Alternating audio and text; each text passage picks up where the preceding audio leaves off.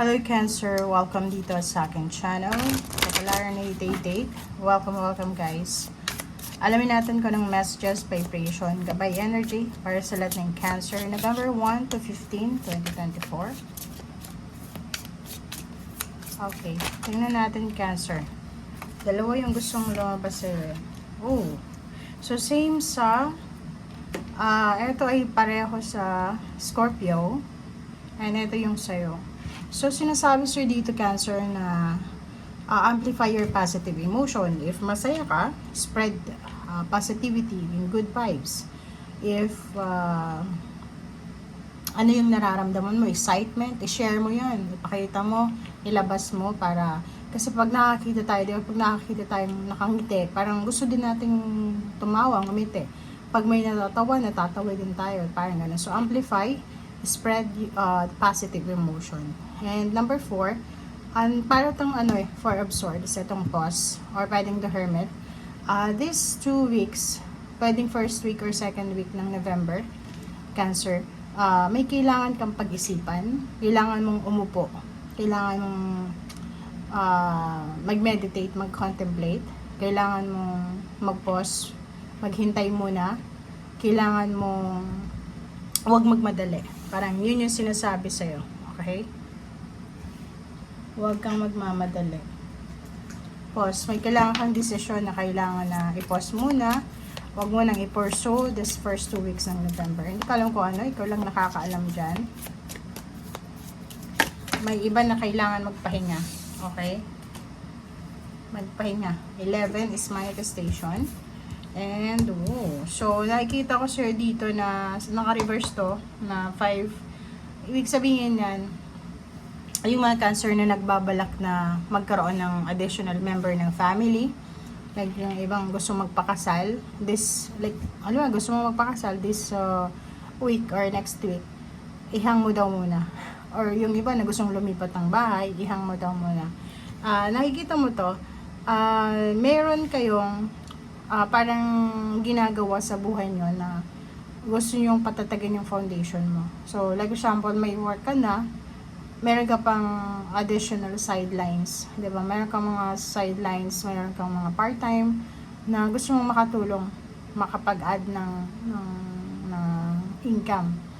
Ang nakikita ko sir dito, if may business ka, mag-iingat ka sa first 2 weeks ng November kasi pwedeng madismaya ka sa kliyente mo or pwedeng yung dating income na meron ka ay hindi siya kasing lakas nung last time. So, nakikita ko siya dito na huwag masyadong, yun nga yung sabi dito, pause. If hindi masyadong maganda yung flow ng energy sa negosyo or sa trabaho, kailangan mong mag-relax. Relax lang muna, chill lang, and pause. Lalo na sa iba na gustong mag-apply ng mas mataas na posisyon sa trabaho, sa career nila. Yung iba na gustong ma-promote bago matapos yung 2024. Ano lang kayo, chill lang kayo, huwag kayong magmadali kasi nakikita natin na hindi masyadong visible, hindi masyadong nakikita yung yung halimbawa mapopromote ka, wala. So remain positive, 'di ba? Ano man yung mangyari, makuha mo man kung ano yung ninanais mo ngayon, remain positive, be positive, okay?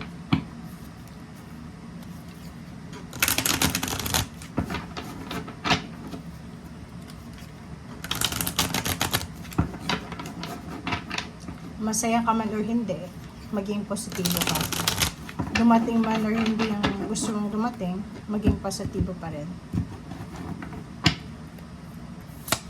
Okay, 6 of Cups. And the Empress, 5 of Wands. Nako. Okay, rebirth. Meron ditong transformation.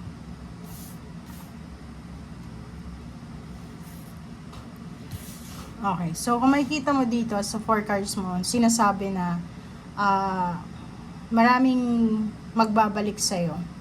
It's either yung past pain, past hurts, yung mga away dati, 'di ba? Yung tapos na kasi death card na to, yung parang 5 years ago pa. Okay? Minsan, di ba, pag hindi maganda yung takbo ng emotional natin, like marami tayong problema, may problema pa sa pera, so yung mga nangyari for the past 6 years and 5 years, parang inuungkat pa yan. Mas lalong nadadagan yung negativity. So, nakikita ko sa'yo dito na magro-romanticize ka eh. Diba? Babalikan mo yung times na malungkot ka, yung may mga kaaway ka, may kakompetensya ka, parang ganun. So, which is, hindi siya maganda. Kasi sinasabi dito, remain positive, amplify your positive emotion. So, dapat nun ka lang sa positivity. Okay? Kung tapos na, huwag mo nang balikan pa. Okay? Nandito yung Empress. Ito yung advice sa'yo. Huwag mo nang balikan yung past. Magsimula ka from this pain. Kung may pain kang nararamdaman or kung mayroon kang mga negative na nararamdaman, gamitin mo siya to motivate yourself. Okay? Kasi itong Empress is a fresh start to eh. Fresh new beginnings. Fertility. Okay?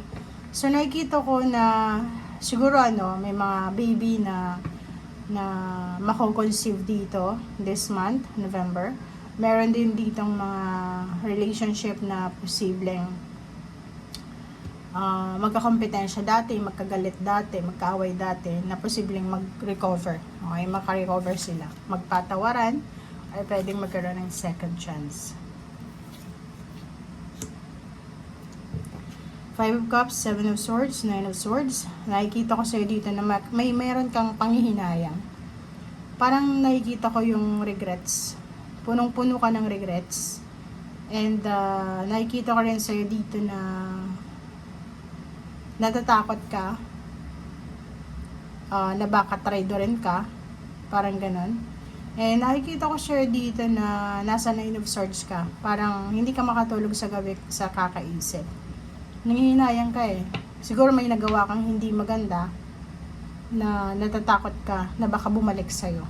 Diba? Kasi gano'n naman talaga eh. Pag may ginawa tayong maganda, maganda din yung babalik sa atin. It's karma, law of karma. Pag hindi maganda, hindi din maganda yung babalik sa atin. So, parang medyo may feeling of guilt ka dito. Okay? So, medyo nagigilty ka, nagsisisi ka. Natakot ka na baka yung ginawa mo ay posibleng ibalik sa'yo. Hindi ko alam kung ano yung ginawa mo. Okay? 7 of Cups. Okay, so 10 of Swords and 7 of Cups. So, nakikita natin dito na posibleng binibigyan ka ng universe ng choice, ng option na makarecover. Recovery from your past. So, yun na nga. Huwag mo nang i-romanticize yung past. Remain positive. Amplify positive emotion. Parang ganun. So, ang sabi sir dito na move on, start new. And huwag mo nang ibalik pa yung tapos na. And mag-focus ka sa 9 of Cups mo. Mag-focus ka sa blessings mo. Mag-focus ka sa kung ano yung available sa ngayon na pwedeng magdala sa'yo ng peace and harmony. Mag-focus ka sa, like for example, sa mga good news. Kung ano yung nakikita mo sa paligid mong hindi maganda, reject mo agad. Pag sa isip naman, pag halimbawa na mag-isa ka lang tapos biglang papasok yung hindi magandang, yung negative na isip at ang 9 of Swords. Isipin mo yung masasaya, 'di ba? I-divert mo yung attention mo sa mas positive, mas masaya. Kasi sa 7 of Cups and 10 of Swords is a choice. Nasa iyo yung decision making. Kung gusto mong makapag-move on, gusto mong mag-start over, gusto mong mag-focus dito. Kasi nakikita ko may mga wishes ka na emotional na matutupad this month of November and December and 2025. But kahit may mga wishes ka, may mga emotional happiness and then wishes ka na matutupad, still, nakikita ko na malungkot ka pa rin. Parang nakafocus ka pa rin sa past mo. Nakafocus ka dun sa wala na. Nakafocus ka sa dapat hindi mo binibigyan ng oras. Nakikita ko na parang nasasayang yung oras mo eh.